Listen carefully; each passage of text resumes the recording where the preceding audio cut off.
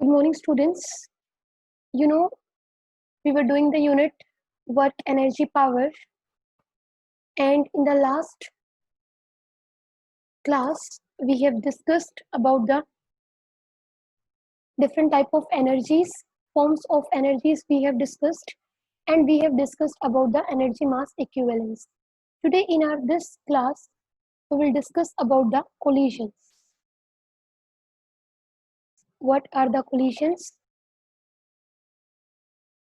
When a collision happens, what are the quantities involved in the collision?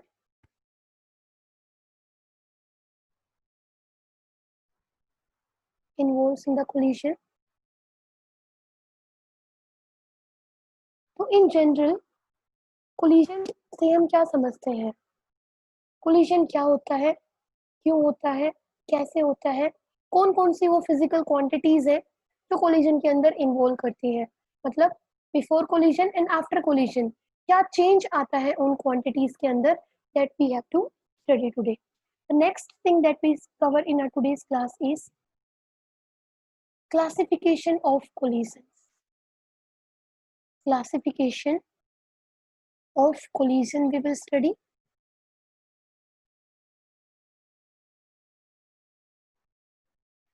Third thing that we will discuss is coefficient of restitution.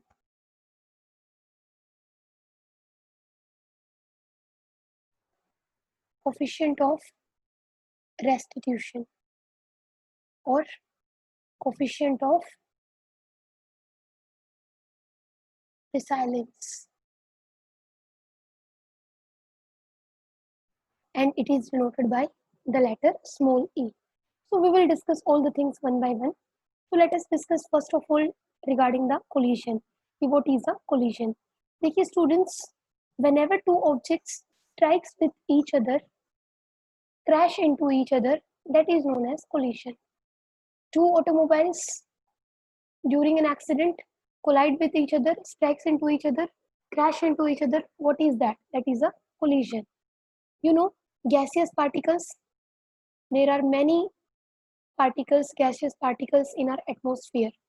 Okay? They move in random direction. One particle goes in this direction, this particle collides to this again, come back to this direction, means all the particles, gaseous particles in the atmosphere, they are moving in random direction, and because of their movement in random direction, they are said to be under the collision. ठीक है, एक दूसरे के वो क्या करते रहते हैं, एक दूसरे के साथ कोलाइड करते रहते हैं, एक दूसरे के साथ क्रैश करते रहते हैं, that is known as collision. तो in general a collision is said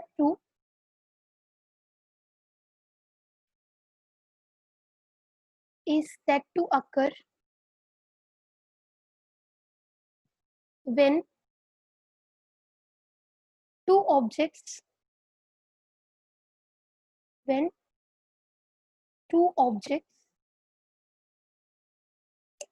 strikes, or we can say crash into each other.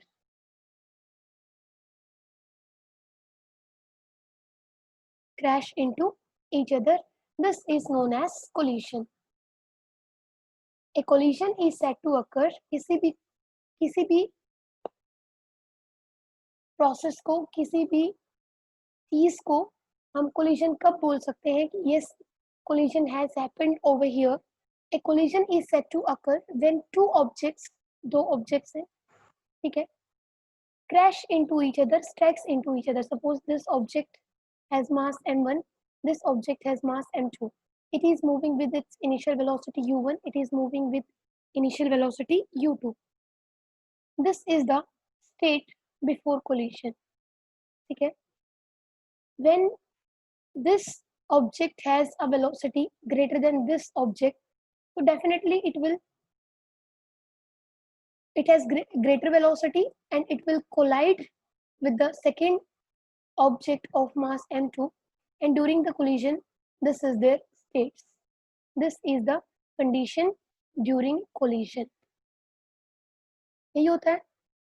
तो कोलिशन का मतलब क्या है कि जब दो ऑब्जेक्ट्स, कोई भी दो ऑब्जेक्ट्स हो सकते हैं, जब एक दूसरे में स्ट्राइक करते हैं, क्रैश करते हैं, that is said to be collision. Example क्या ले सकते हैं इसके? एग्जाम्पल आप ले सकते हो collision between automobiles, collision between two automobiles, ठीक है। वो दोनों एक दूसरे टकराते हैं, उसको हम क्या कह सकते हैं? कोलिशन वाज देयर, ठीक है, एक एग्जाम्पल। सेकेंड एग्जाम्पल आप क्या दे सकते हो? कैरम सब खेलते हैं, तो कैरम के जो कॉइन्स होते हैं, जब वो स्ट्राइक कराते हैं हम उनको, तो उनके बीच में क्या होता है? कोलिशन। तो collision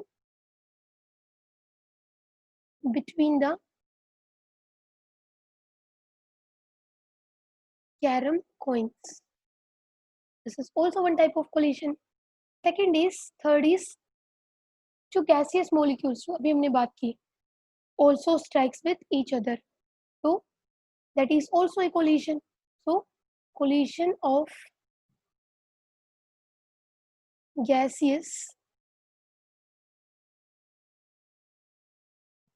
molecules when they strike with each other. I hope ये क्लियर है सबको। अब बात करते हैं बेटा, यहाँ तक किसी को कोई प्रॉब्लम है मैसेज करें, अदरवाइज मूव ऑन करते हैं। ओके, अब कोलिशन के बारे में हम डिफरेंट डिफरेंट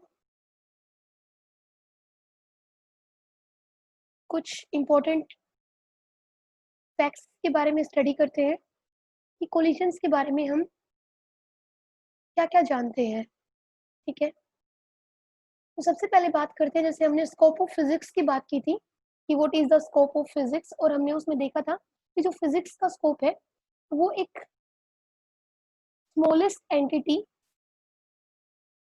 इलेक्ट्रॉन की स्टडी से लेके कहाँ तक स्टडी करता है? यूनिवर्स तक स्टडी करता है, तो इसको बोलते हैं स्कोप, ठीक है। कि देखिए फिजिक्स का स्कोप कितना वाइड है, इसमें एक इलेक्ट्रॉन की भी स्टडी हो रही है और यूनिवर्स की भी स्टडी हो रही है। तो this is microscopic level, this is macroscopic level. In the same way हम यहाँ पे स्टडी करेंगे किसके बारे में? Range of collision, range of collision, कि कोलिशन की रेंज क्या है। तो अगेन वही जैसे हमने बताया था कि स्मॉलेस्ट लेवल पे एट वन एंड, कितना स्मॉलेस्ट लेवल तक आप जा सकते हो, किसको कोलिजन कह सकते हो? दो पार्टिकल्स के बीच में। और अपर एंड पे किन दो पार्टिकल्स के बीच में जो स्ट्राइक है, जो क्रैश हो रहे हैं, उसको कब आप कोलिजन बोल सकते हो? तो रेंज ऑफ कोलिजन जो है उसके बारे में हम ये बता सकते हैं कि collision ranges from, again microscopic,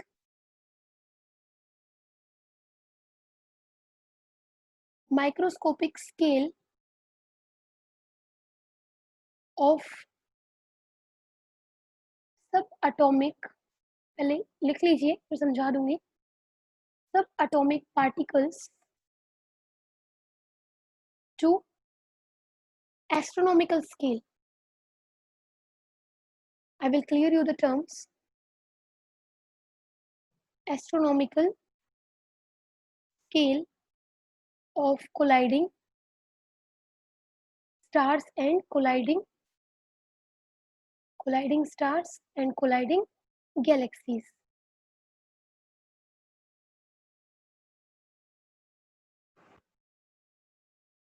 अब इसको समझिए, range of collision, range of collision is, या collision exist from, range of collision exist from microscopic level to the astronomical level, ठीक है।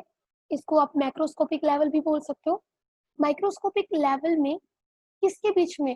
सब एटॉमिक पार्टिकल्स के बीच में।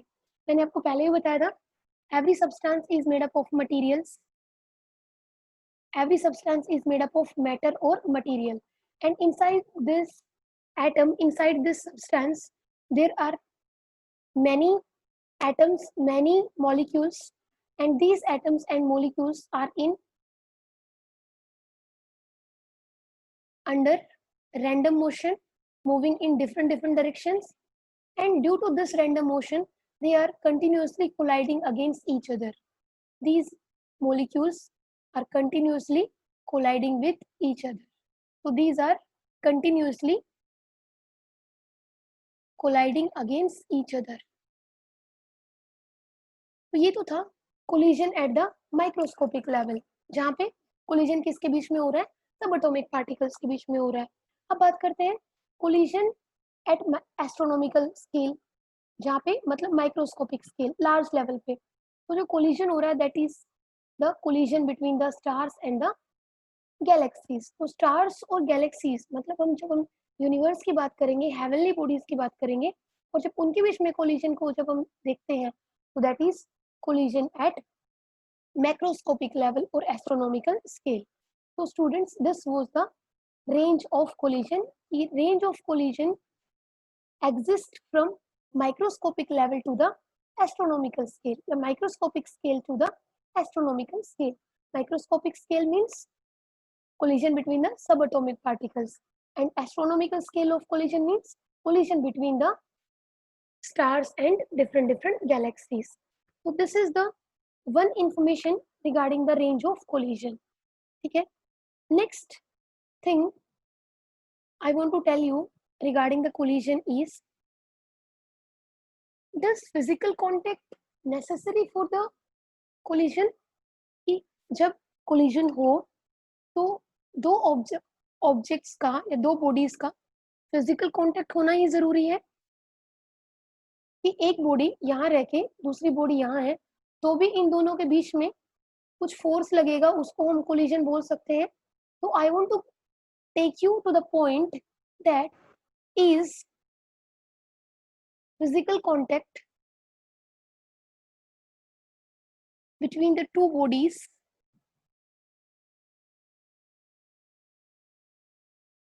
is necessary for the collision to occur between the two bodies is necessary for the collision. या physical contact दो bodies के बीच में, जब फिजिकल कांटेक्ट वो आके एक दूसरे से टकराएंगी तो वो टकरा जाएंगी और दोनों एक दूसरे में बम्प कर जाएंगी, स्ट्राइक कर जाएंगी, तो क्या उसी को हम कोलिजन कहेंगे? क्या इसी को हम कोलिजन डिफाइन कर सकते हैं? क्या हमारे पास कोलिजन को डिफाइन करने का, या ये समझिए कि इन दोनों के बीच में अगर फिजिकल कांटेक्ट ना भी हो तो क्या उसको भी हम ये डिफाइन कर सकते हैं कि yes it is also a collision? तो स्टूडेंट्स, यस दिस हैपेंस कि विदाउट फिजिकल कांटेक्ट भी हम क्या बोल सकते हैं कि कोलिजन जो है वो अकर होता है, हैपन होता है. तो उसके लिए हम एक एग्जांपल ले सकते हैं. Suppose this is a beta particle. On beta particle there is charge and +2 is the charge on beta particle actually, not alpha particle. Beta particle, and this beta particle is speeding towards a nucleus. Here is a nucleus. On nucleus also there is a positive charge, and you know, if there are two charges and both the charges are having the same polarity, then आपने study किया होगा in first unit, these two charges apply a force on each other and that force is known as electrostatic force. अब ये जो electrostatic force होता है बेटा, इसके दो नेचर होते हैं, ठीक है? It can be attractive in nature and it can be repulsive in nature. अब यहाँ पे देखिए दोनों पे ही पोलैरिटी क्या है, सेम पोलैरिटी है, तो ये इसको इधर पुश करेगा, ये इसको इधर पुश करेगा, तो दोनों के बीच में क्या होगा कि electrostatic force of repulsion present है. तो यहाँ पे भी अगर हम यहाँ पे 2 की बात ना करें, सिर्फ ये देखें कि बीटा के ऊपर चार्ज कैसा है, पॉजिटिव चार्ज है, और न्यूक्लियस के ऊपर भी चार्ज कैसा है, पॉजिटिव चार्ज है. तो while this beta particle is speeding towards the nucleus, there is a strong force of repulsion is between the two particles, beta particle and the nucleus. दोनों के बीच में force of repulsion होगा, क्योंकि ये इसको इस डायरेक्शन पुश करेगा, ये इसको इस डायरेक्शन पुश करेगा। तो जो बीटा पार्टिकल है, it would not be able to touch the periphery of this nucleus, इसकी सरफेस को ये टच नहीं कर पाएगा, उससे पहले ही यहाँ पे क्या हो जाएगा, ये न्यूक्लियस इसको क्या कर देगा, पुश कर देगा। तो देखिए, this is also one type of collision, but this collision, in this collision there is no physical contact between the colliding bodies, ठीक है। this is also one type of collision कि ये इसके अपने इफेक्ट से इसको पुश कर दे रही है, ठीक है, ये भी अपने इफेक्ट से इसको पुश कर दे रही है, बट वो डिपेंड करता है कि ये न्यूक्लियस कितना हैवी है, क्या इसका जो फोर्स ऑफ रिपल्शन है वो इसके ऊपर इफेक्ट कर पाएगा या नहीं कर पाएगा, वो डिपेंड करेगा कि इसका मास कितना है न्यूक्लियस का। ओके, तो कंक्लूजन क्या निकला, conclusion that we have drawn from this situation is without the physical contact, without the physical contact between the two bodies, collision happens, collision can happen. I hope this is clear to everybody. Okay, now let us move on to the next topic, and next topic is, मैंने आपको पहले ही बताया था, under the collision we will study what are the quantities that are involved in the collision. तो देखिए, suppose ये आपके पास दो ऑब्जेक्ट्स हैं, ठीक है, and these two objects are moving in along a straight line, straight line के along ये मूव कर रहे हैं। तो देखिए, this object has mass m1 and this object has mass m2.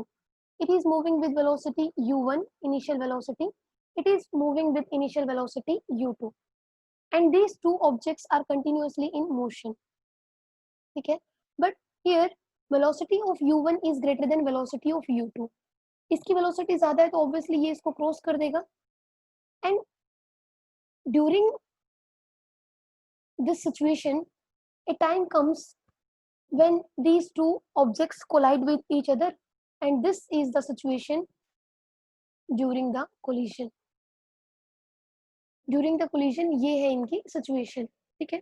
After collision क्या हो जाते हैं, ये अगेन सेपरेट हो जाते हैं, ठीक है। now this is moving with, it is mass m2, it is mass m1, now it is moving with velocity v1, it is moving with velocity v2, लेकिन because this m1 has more velocity, initial velocity, so this m1 strikes into a crash into m2, so it has transferred some of its energy to the body m2। so यहाँ पे m2 की body, जो m2 की body है m2 मास वाली, उसकी velocity after collision definitely क्या करेगी, इंक्रीज करेगी। so now this body is moving with velocity v2 and this v2 is greater than v1 because इस मास ने अपनी कुछ एनर्जी किसको ट्रांसफर कर दी है, m2 मास वाली बॉडी को। तो देखिए, ड्यूरिंग द कोलिजन जो क्वांटिटीज आपकी चेंज होंगी या क्वांटिटीज जो आपकी इन्वॉल्व है वो कौन सी है, एक तो mass of the body involve है, दूसरा क्या है, velocity of the body involve है। अब मास और वेलोसिटी से जो क्वांटिटीज फॉर्म होती हैं, देखिए मास और वेलोसिटी से आपके पास फर्स्ट क्वांटिटी जो इन्वॉल्व होती है that is momentum, momentum of the object, momentum of the object is given as p and this is equal to mv, ठीक है। मास और वेलोसिटी का product is known as momentum of the object। second is kinetic energy of the object, so kinetic energy of the object is half mv square। so these are the two quantities which are involved during the collision। so does these quantities change during the collision, initial में कुछ momentum हो and after the collision momentum different हो, before the collision kinetic energy कुछ अलग हो, after the collision kinetic energy कुछ अलग हो, तो हम बोल सकते हैं कि इन क्वांटिटीज के अंदर क्या आया है, चेंज आया है। तो due to mass and velocity there are two quantities which are involved, one is momentum of the body and second is kinetic energy of the body। now we will see how things will behave before collision and after collision, कैसे चीजें before collision होंगी और कैसे वही चीजें after collision क्या हो जाएंगी, चेंज हो जाएंगी। तो ये हमें स्टडी करना है and this study we will do with the help of an example, and an example is, suppose we have a ball, ठीक है, this ball is placed at a height h above the surface of earth. When we leave this ball, you know, this ball will come down, down, down with the increasing velocity. It will fall down with the increasing velocity and finally it falls down. ठीक है, यही होता है. You have a ball at a height h. We have leave this ball from this height h. It will come downward direction, and during its motion in downward direction, it will come downward direction. It will come in downward direction with the increasing velocity, and finally it hits the ground. यही होता है कि finally क्या करेगी, ground को hit कर जाएगी. अब ग्राउंड क्या करेगा, ग्राउंड इसके ऊपर ऑपोजिट फोर्स लगाएगा and this will rebound back. This ball will be rebounded back by the ground. ठीक है, again it has reached to a height h. अब यहाँ पे देखिए, this is one situation. ठीक है, second situation is same ball is at a height h and when we leave this ball from this height h, it will come down, down, down, down, and finally it strikes the ground. Again, the strike, after striking the ground, we can say when this ball strikes the ground, it is known as a collision. इसी को हम क्या कहेंगे, collision, क्योंकि दो bodies आपस में एक दूसरे के साथ क्या कर रही है, स्ट्राइक कर रही है. One body is ground and second body is this ball. तो इन दोनों के बीच में कोलिजन हो रहा है, तो उसी को हम क्या कहते हैं, जब एक दूसरे के साथ ये स्ट्राइक कर रहे हैं, एक दूसरे में क्रैश हो रहे हैं, that situation is known as collision. तो ये कंडीशन थी, तो वो नीचे आ रही थी बिफोर कोलिजन की. जब ये वापस से एच हाइट पे चली गई है, जितनी हाइट पे ये ऑलरेडी प्रेजेंट थी, तो उस कंडीशन को हम बोलेंगे आफ्टर कोलिजन वाली कंडीशन. अब देखिए, same ball we leave from this height and it will come down, down, down and strikes the ground with some velocity, and when it strikes the ground, that is situation is known as collision. But this ground, ये भी क्या करेगा, इसके ऊपर एक force लगाएगा and it will rebounded back by the ground and it reaches to a height h dash. ठीक है, it this ball has not rebounded back to the original height at h, but this ball after rebounded by the ground has reached to a height h dash. See, these two situations are different. So I have already told you, with the help of an example I will explain you the types of collision. Types of collision. So beta, this is one type of collision and this is second type of collision.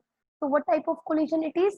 It is elastic collision and it is inelastic collision.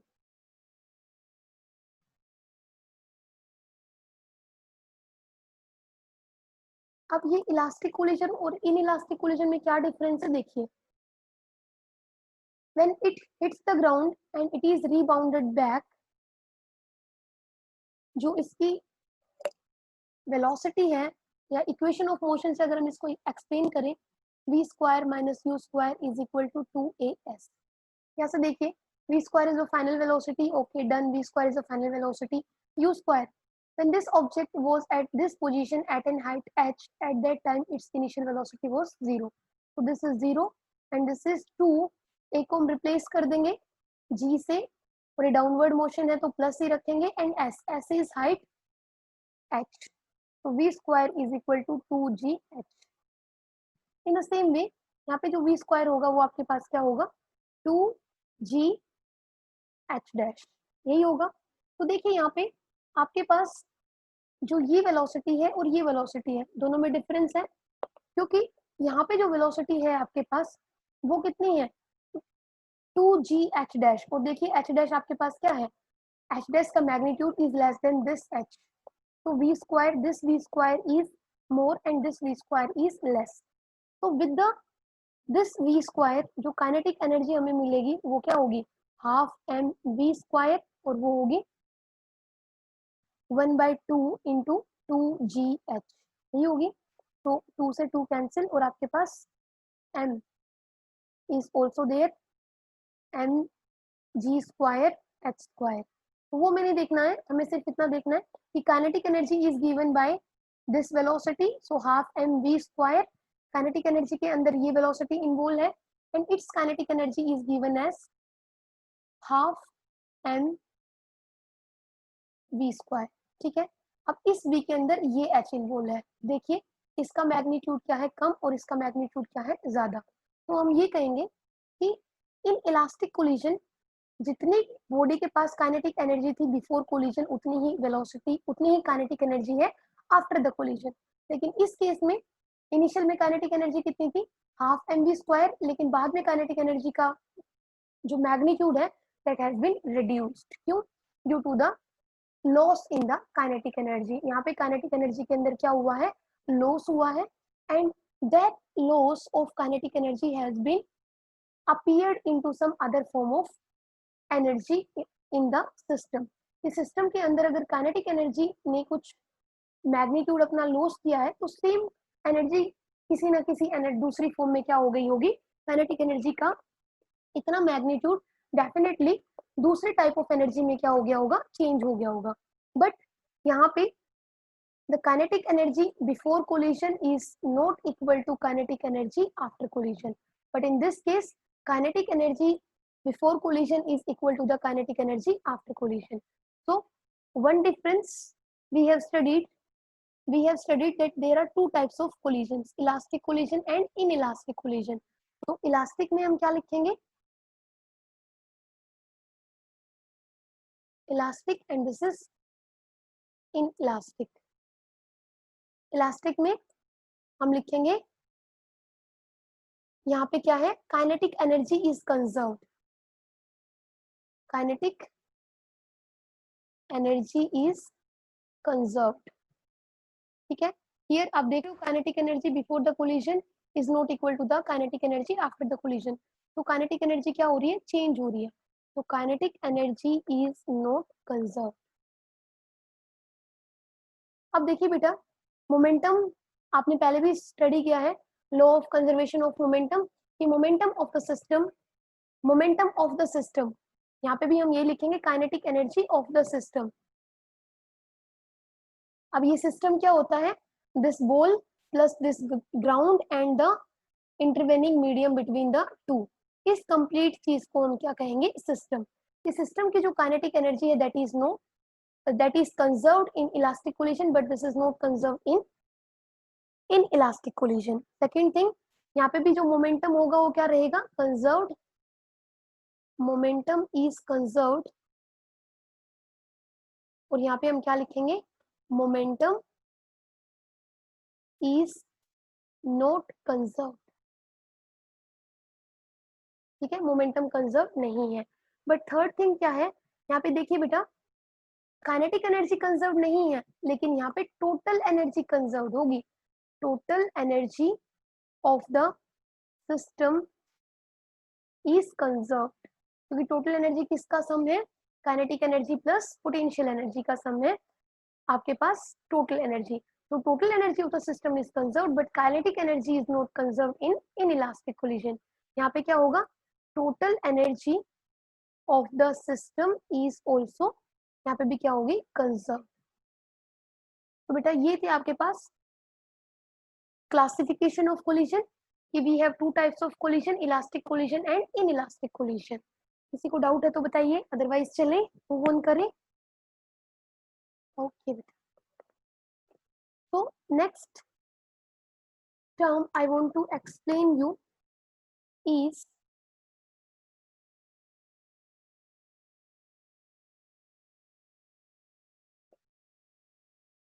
इसको रब कर देते हैं।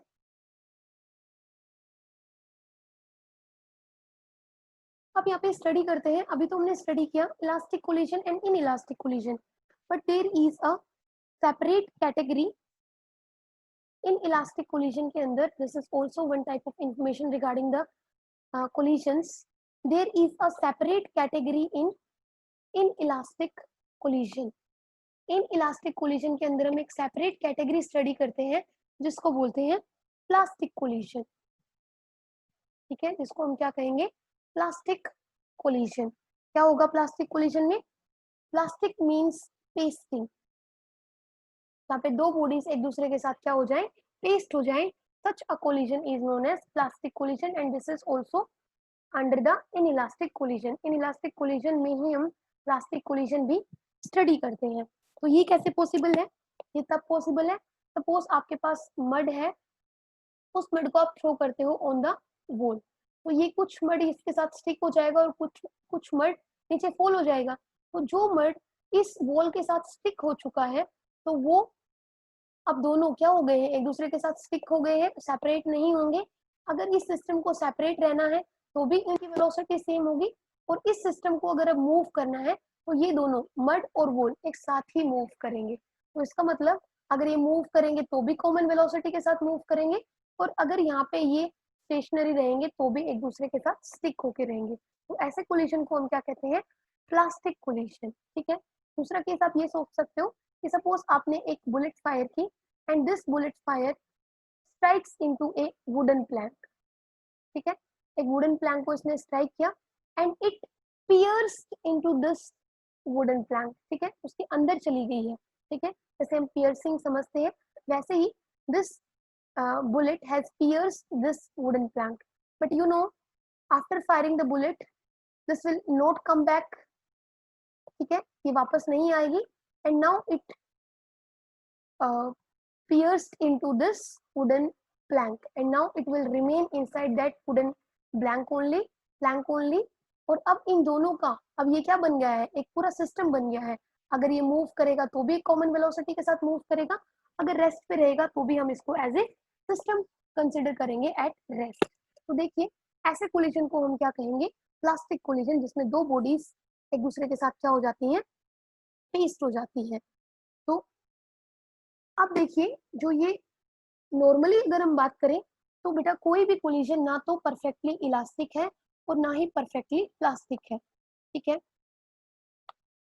तो extreme cases में हम क्या करेंगे कि हमें क्या करना होगा, as I have told you, no collision is perfectly elastic and no collision is perfectly inelastic. किसी भी कोलिजन को तो हम ये नहीं बोल सकते हैं कि परफेक्टली इलास्टिक है, और किसी भी कोलिजन को हम ये नहीं बोल सकते हैं कि ये कोलिजन कैसा है, परफेक्टली इनइलास्टिक है. तो करें क्या, तो उसके लिए हम एक कंसेप्ट स्टडी करेंगे. That concept is coefficient of restitution. Coefficient of restitution और कोफिशिएंट ऑफ रेस्टिट्यूशन, और इसको हम डिनोट करते हैं बाय द लेटर ई. अब ये ई कोफिशिएंट ऑफ रेस्टिट्यूशन क्या है, मैंने आपको बताया कि कोई भी कोलिजन हमारे पास ना परफेक्टली इलास्टिक है ना परफेक्टली इनइलास्टिक है. तो ऐसे कोलिजन्स को, तो फिर हम कोलिजन्स को क्या कहेंगे, हम कोलिजन्स को कहेंगे कि दे आर इम्परफेक्ट और semi elastic. They are imperfect collision और सेमी इलास्टिक कोलिजन. ठीक है ना, तो वो परफेक्टली इलास्टिक है ना परफेक्टली प्लास्टिक है, तो कैसे है, सेमी इलास्टिक कोलिजन है. लेकिन कितने इलास्टिक है, ठीक है, कितना इलास्टिक कोलिजन है एक, उसकी इलास्टिसिटी को मेजर करने के लिए we will measure by a quantity and that quantity is known as coefficient of restitution. तो अगेन कोफिशिएंट ऑफ रेस्टिट्यूशन क्या है, एक क्वांटिटी है, तो मेजर करेगी किसी भी कोलिजन की इलास्टिसिटी को कि वो कितना इलास्टिक है. ठीक है, तो the degree of elasticity, I must say the degree of elasticity of a collision is determined by the quantity known as coefficient of restitution E. अब ये coefficient of restitution को कैसे डिवाइड करेंगे? इसको डिवाइड करेंगे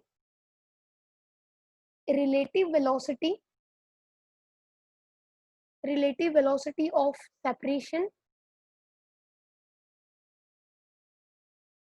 after collision and relative velocity of approach before collision.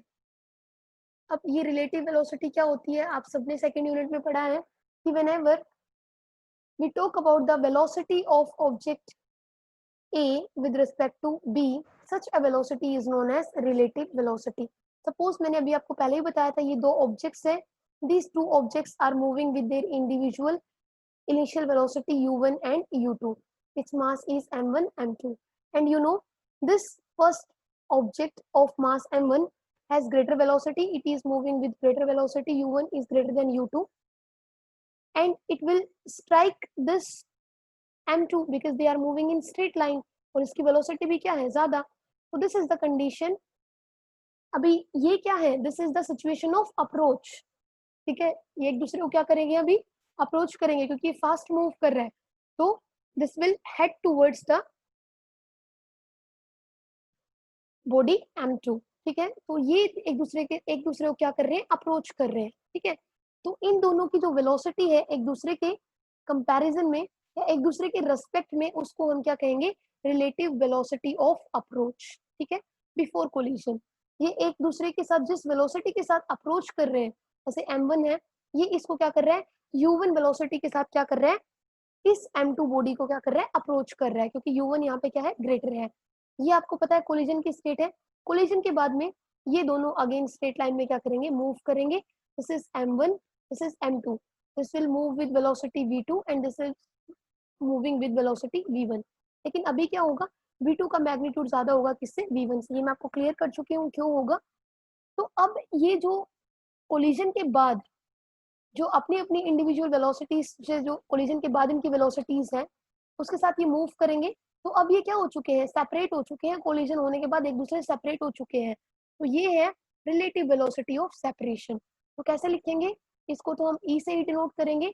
Relative velocity of separation क्या है? इन दोनों की रिलेटिव वेलोसिटी सेपरेशन की. v2 की वेलोसिटी ज्यादा है, उसमें से v1 की वेलोसिटी माइनस कर दीजिए. v2 minus v1 over relative velocity of approach. किस वेलोसिटी से वो अप्रोच कर रहे थे? तो इसकी ज्यादा थी, तो u1 माइनस u2. और ये आपके पास है कोफिशिएंट ऑफ रेस्टिट्यूशन E. अब देखिए, ये कोफिशिएंट ऑफ रेस्टिट्यूशन E1 कब होगा? जब आपके पास जो कोलिजन है वो कैसा होगा? परफेक्टली इलास्टिक कोलिजन होगा.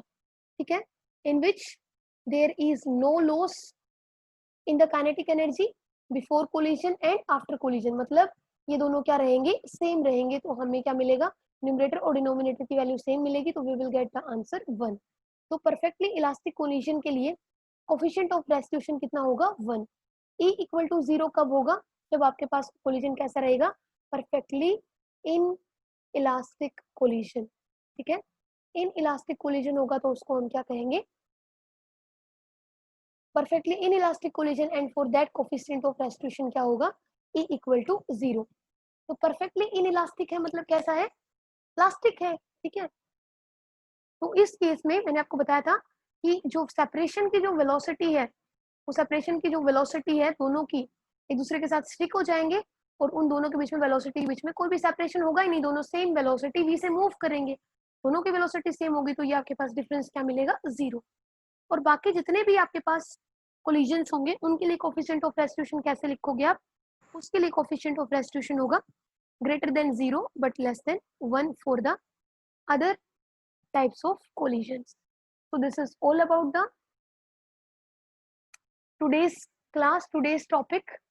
In the next class we will discuss about the different types of collision, जैसे कि इलास्टिक कोलिजन हमने देखा, दो ही टाइप्स की कोलिजन हमारे पास है, elastic collision and in elastic collision.